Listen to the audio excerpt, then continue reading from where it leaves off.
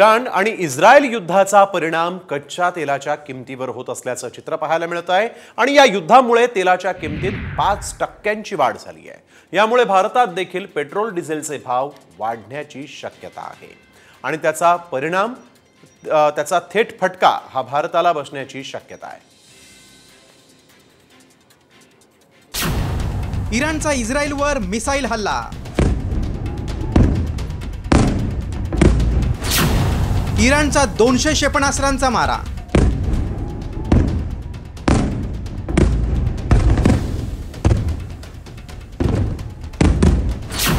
भारतात पेट्रोल डिझेलचा भडका उडणार।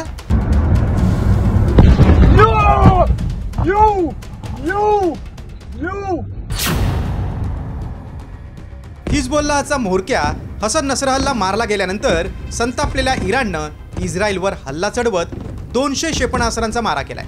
हमास आणि हिजबुल्लाहच्या नेत्यांच्या मृत्यूचा बदला घेतलाय। इराणनं इस्रायलवर केलेला हल्ला स्वसंरक्षणासाठी असल्याचं म्हटलंय। इस्रायलनंही क्षेपणास्त्र हल्ला करून इराणनं चूक केली असल्याचं प्रत्युत्तरात म्हटलंय। याआधी एप्रिलमध्ये इराणनं शेकडो ड्रोन आणि क्षेपणास्त्रांच्या मदतीनं इस्रायलवर हल्ला चढवला होता। यावेळी इराणनं कोणत्या क्षेपणास्त्रांचा वापर केला ते पाहूया। इराणकडून इमाद, गदर आणि फतह-2 क्षेपणास्त्राचा वापर। क्षेपणास्त्राचा वेग आवाजाच्या वेगाच्या 6 पट। गदर क्षेपणास्त्र अवघ्या 12 मिनिटात इस्रायलला पोहोचतं।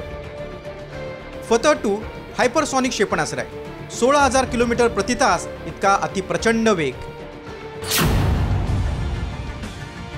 या हल्ल्यामुळे इस्रायलचं फार नुकसान झालं नाही, मात्र या हल्ल्यांचे परिणाम जागतिक अर्थव्यवस्थेवर होणार आहेत। इराण आणि इस्रायल युद्धाचा परिणाम कच्च्या तेलाच्या किमतीवर होत असल्याचं चित्र पाहायला मिळतंय।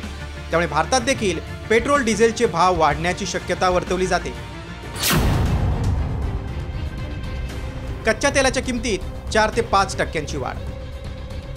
युद्धापूर्वीही 2% किमती वाढल्या। होर्मुझची सामुद्रधुनी दरवाढीसाठी कारणीभूत ठरण्याची शक्यता।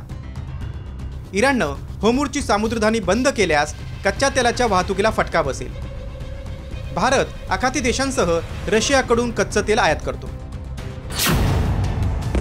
देशातील महत्त्वाच्या राज्यात विधानसभेच्या निवडणुका होऊ घातल्या, त्यामुळे भारतातील पेट्रोल डिझेलच्या किमती स्थिर असल्याचं चित्र आहे।